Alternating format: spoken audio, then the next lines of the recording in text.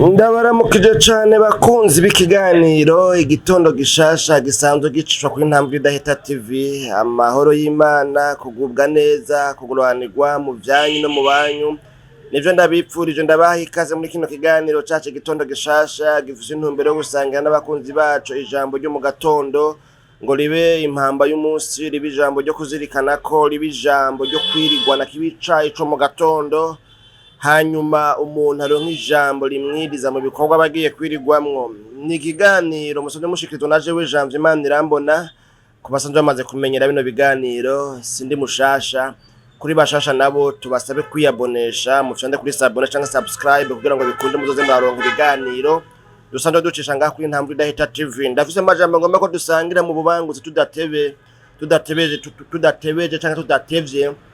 Habonekana muri Yesaya, igitabo c'uwavugishwa n'Imana Yesaya, igice ca 60 umurongo wa nyuma no kuvuga umurongo wa 22. Hari amajambo avuga ngo inkengegwa izovamwo igihumbi kandi nyarucari azoba ihanga rikomeye. Jewe Uhoraho nzobishitsa n'ingoga igihe cabyo kigeze. Imana yacu nihimbazwe bakunzi ba Intambwe Idahita TV, na cane mwebwe abakunzi ba kino kiganiro igitondo gishasha. Nano majambo niyo mbazaniye, niyo ngomba ko dusangira namwe, niyo ngomba kubatekerera nanje nonga nitekerera, kuko aya majambo n'amajambo numva mu mutima wanje yampezagiye, nawe kumbure nizira ko yo guhezagira. Aya majambo atubwiye ku Bisirayeli, aha n'Abisirayeli bariko barabwirwa, Imana ibabwira ukuntu izobahindura, kuko muri kino gihe barimwo, murazi kiriya gihe banyagwa bakajanwa i Babuloni, bakamara imyaka n'imyaka, si Babuloni gusa, bakanyagwa n'abandi bami, gutyo bakagenda baba mu bihe vyo kunyagwa, bagwana n'abansi babo bagatsindwa, hakagenda bikagenda uko bakanyagwa. Ico gihe bari nkengegwa, bagaraguzwa gato. Bisomye neza muri Zaburi 137 uzohasanga amajambo avuga ngo kuko abatwambukanye turi nyagano batugaraguza gati, badukindaga batubwira ngo nimuturirimbire kuri za ndirimbo z'i Siyoni, Imana yacu nidutabare. Rero muri iki gihe babonekana ari nkengegwa, muri iki gihe babonekana ari abantu novuga ngo agati kuma kakisenya, ari nkokore, ari banyarucari, ari abantu novuga ngo umuntu yogaraguza agati. Imana ituma uvugishwa n'Imana Yesaya ngo ababwire kubizoba, kuko birashoboka yuko bivanye n'ibihe umuntu abamwo, bivanye n'ibihe umuntu aba ariko aracamwo, ugasanga yihebuye, ugasanga yiganyiye, ugasanga yagerereye kure y'Imana. Ariko mugabo iyo aronse ijambo ry'ihumure, iyo aronse novuga ngo uwumuhumuriza, agasubizwa mw'ivyizigiro, akumva asubijwe mw'intege, agasubira akagira ivyizigiro vy'ubuzima, akagira ivyizigiro vy'ejo hazoza. Imana yacu nidutabare. Rero nivyo Imana yahora ikora mu bihe nk'ibi bari mu vyago, mu bihe nk'ibi yaba yarabaretse ngo babanze bacishwe kw'abana b'intoke, bikebuke, babone yuko atari gupfa guheba Imana ngo hanyuma ibintu bigume bimeze neza. Imana rero yazanwa no kubabwira ibindi vyizigiro bishasha bizoba. Ngaha rero babwira, usoma indanzi y'amajambo canke ijambo ry'umutwe rivuga ngo ubwiza bwa Yerusalemu, no kuvuga umugwa mukuru w'igihugu c'Abisirayeli, ngo ubwiza bwa Yerusalemu bwo mu gihe c'iherezo. Imana yacu nidutabara. Aba bantu rero babona bari mu bihe bidashoboka, mu bihe bitameze neza, nibo bariko barabwirwa aya majambo, babwirwa ngo saho biherera, ntibigarukira ngaho, sinabataye, sinabahevye.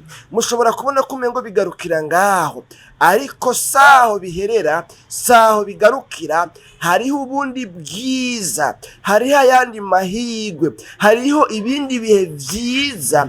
Mwebwe mwibaza ko bitazokunda, ariko bizokunda. Hazobaho ibihe vyiza. Mwebwe musigaye muri nkengegwa, mwebwe musigaye muri impahazwa, mwebwe musigaye muri inkewa, mwebwe musigaye mugaraguzwa hagati, jewe Imana yanyu nzanywe no kubabwira yuko hariho ibindi bihe vyiza, hariho ayandi mahigwe, hariho iyindi sezo nziza. Imana yacu nidutabare. Bene data bakunze ba kino kiganiro, rero muri ayo majambo yababwiye ngaha tubonye havuga ngo inkengegwa izovamwo igihumbi, no kuvuga ni amasezerano yo kubagwiza, kwizobagwiza, kuko kino gihe harapfuye abantu benshi muri bino bihe. Nimba mukumbure mumaze gukurikirana bino biganiro, sinzi ko mwakurikirana ikiganiro, twigeze kugira kwa majambo ari muri Yeremiya.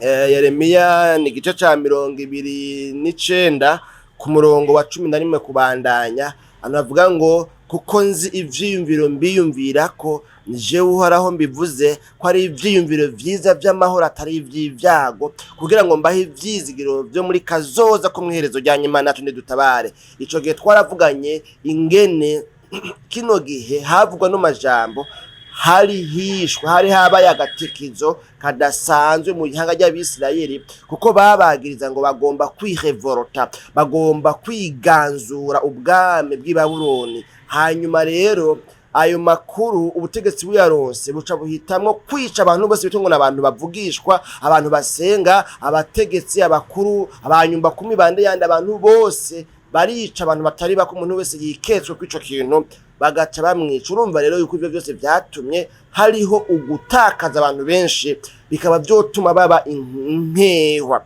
Imana yacu nidutabare. Rero twabonye ngaha ngo inkengegwa izovamwo igihumbi, izogwizwa.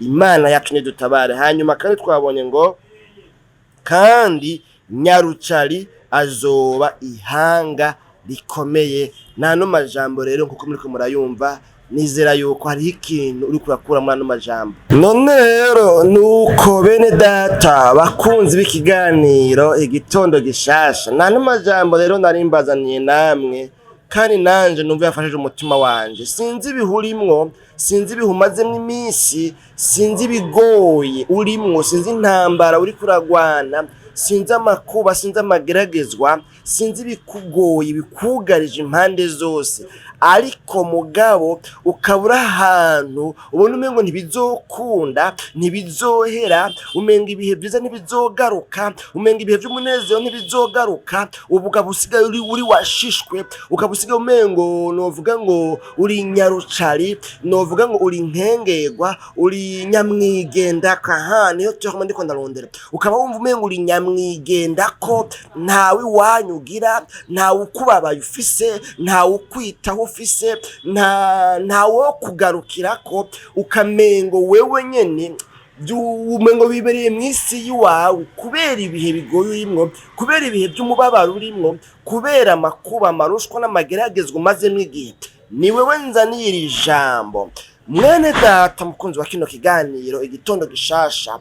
Haracariho ayandi mahirwe, haracariho ibindi bihe vyiza, haracariho iyindi sezo y'umunezero, kuko iyo umuntu akiriho, iyo umuntu agihumeka impwemu z'abakiri bazima, biba bigishoboka abakiri umukandida ku bihe vyiza, abagifise amahirwe yo guhindurirwa ibihe, abagifise amahirwe yo kuzova novuge ngo mu marushwa arimwo akaja mu bihe by'umunezero, akaja mu bihe by'umugisha. Biba bigishoboka, biba bigikunda, biracakunda ko wewe wankengerwa, ko wewe nyarucari, ko wewe usuzugurwa, wewe ubwizwa n'ubusa, wewe ubwirwa ko tatuzovamwo, wewe ubwirwa ko tatuzimarira, wewe ubwirwa yuko wapfuye, warumbaganye, wabaye ikirumbaganye.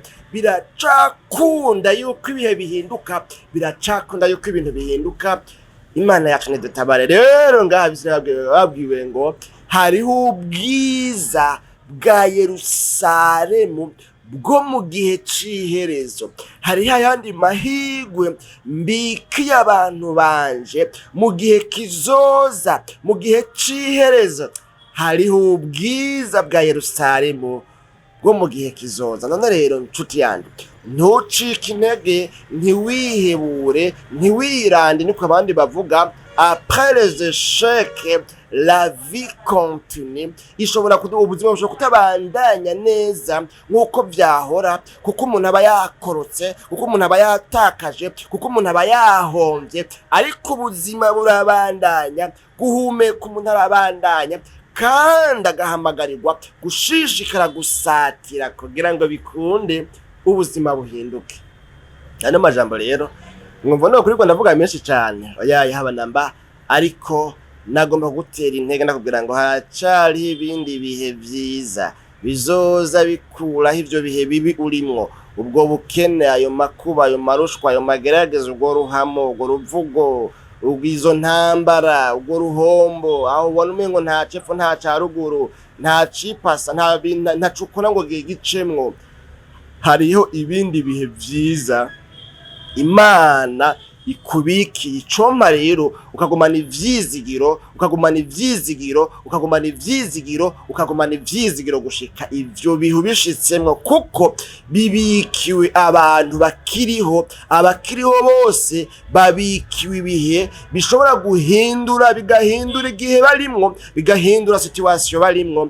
Imana yacu nedutabarana nano majambo n'abahirwe rero abantu bagumana ivyizigiro, bakirira ijambo, bakarigira iryabo, bakumva ngo Imana iransezeranira yuko ibihe bizohinduka, Imana iranyemereye yuko ibihe bizohinduka, ngumana ivyizigiro, ndayubahe, nihangane, ngumana ivyizigiro. Abo bantu n'abahirwe, mugabo abantu baca bihebura bagaca babivamwo, aba bantu numva nyene nabo nabahombe. Imana rero ntigomba yuko umuntu aba umuhombe, inezerwa nuko umuntu yoba umuhirwe kwijambo ryayo.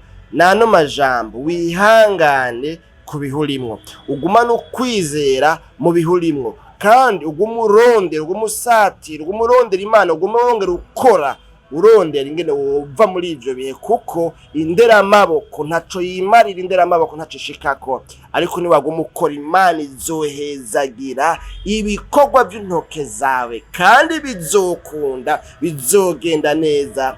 Imana nyina amahoro ibaho mu gice tuzosura mu kiganiro igitondo gishasha c'ubutaha. Mwami w'abami Yesu, ndagushimiye cane kubw'imbabazi zawe n'urukundo rwawe udufiseko. Ndagushimiye no kubwano majambo numvise muri kino kiganiro, kandi nsangiye n'abantu bakunze ba kino kiganiro. Umuntu wese yari yarihebuye, umuntu wese yari yariganye, umuntu wese yabona kumengo nyarucane ntacazovamwo, umukene ntacazovamwo, umuntu muto mutabayabaye nkawe ntacazovamwo, umuntu wese yarari mu bihe bigoye, mugabira ijambo risubijemwe intege, akavuga ngo Mana mbabarira, byarangoye, ariko niyemeje gusubira kugira ivyizigiro no kurema no kubandanya urugendo, no tumugirira neza umwireke, maze ivyugumba vyose bishishikare kuba kuri bana bakunzi ba kino kiganiro. Mw'izina ryawe ryera Kristo Yesu ndabisabye nizeye, amen.